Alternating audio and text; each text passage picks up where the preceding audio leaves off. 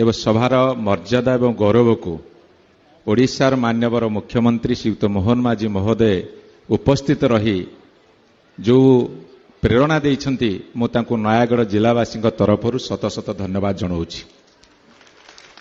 ଏଇଥିପାଇଁ ଧନ୍ୟବାଦ ଜଣାଉଛି ଯେବେଠୁ ସେ ମୁଖ୍ୟମନ୍ତ୍ରୀତ୍ୱର ଦାୟିତ୍ୱ ନେଇଛନ୍ତି ସେ ମାଲକାନଗିରିର ମାଲ୍ୟାବନ୍ତ ମହୋତ୍ସବ ହେଉ, ଜିଲ୍ଲା ମହୋତ୍ସବ, କୋରାପୁଟର ପରବ ହେଉ, ନବରଙ୍ଗପୁରର ମଣ୍ଡେଇ ହେଉ ଏବଂ କେଉଁଝର ଗୋନାସିକା ହେଉ, ସବୁ ମହୋତ୍ସବ ନାଁ ସବୁ ଏସବୁ ସେ ଅନେକ ମହୋତ୍ସବକୁ ଯାଇଛନ୍ତି ଏବଂ ସେଠି ସମସ୍ତଙ୍କୁ ଉତ୍ସାହିତ କରିଛନ୍ତି।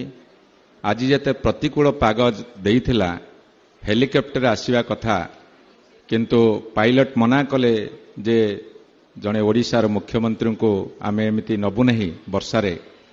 ସିଏ ତାକୁ ଭ୍ରୂକ୍ଷେପ ନ କରି ରାସ୍ତାରେ ଆସି ବିଳମ୍ବରେ ହେଉ ପଛେ ଏ ମହୋତ୍ସବରେ ଉପସ୍ଥିତ ହୋଇଥିବାରୁ ଆଉ ଥରେ ତାଙ୍କୁ ଜିଲ୍ଲାବାସୀଙ୍କ ତରଫରୁ ଧନ୍ୟବାଦ ଦେଉଛି।